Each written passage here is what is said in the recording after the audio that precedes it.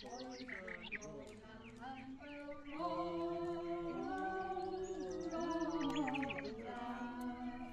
sister was in service. My dad worked the latter part of his working life. He started working elsewhere. In those days, you had to go where the work was. You couldn't say it wasn't always available. You got no unemployment benefit or anything of that description. You either worked or had to get what you could make elsewhere. He was a sewer man, well, laying sewers, all that kind of thing, excavating for them. He did sewer work mostly, then finished up as a road foreman. They all embodied sewer work and curbing and laying of new roads and reinstating old roads and all that kind of thing.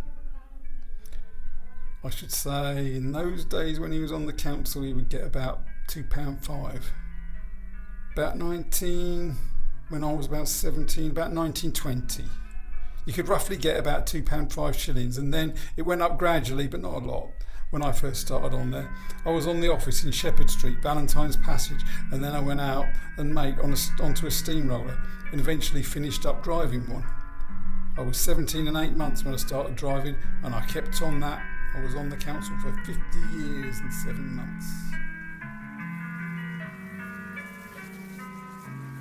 In our local shop, they did wasp catching.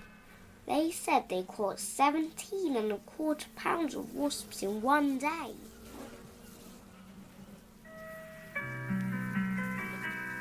My sisters and her friends, we were all pals together. That was in the street, when it was dull. Otherwise, we used to go on the West Hill. The main game over there was kick the can. We used to get an old tin can, and whoever had to kick the can, well, the can had to be kicked off, and the others disappeared up the hill. And then it was I spy so-and-so, and you had to bang the can before anybody else threw the can again, and so it went on. Our house in St Thomas's Road was drab regarding decoration, but was clean and dry and free from damp. I think Dad had electricity put on in 1928. Otherwise we had gas lighting in our 2 main rooms, and oil lamps and candles elsewhere.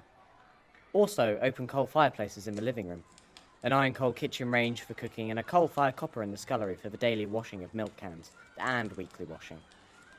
A gas ring and a tray on the kitchen dresser heated water for tea making, washing up, washing of hands, etc. Bath water for the weekly tub and a medium-sized galvanised bath was heated on the kitchen range. At about 6:30 in the morning, I watched the old butcher make his sausages, down in our village. I go down there to watch. Then I come back home again.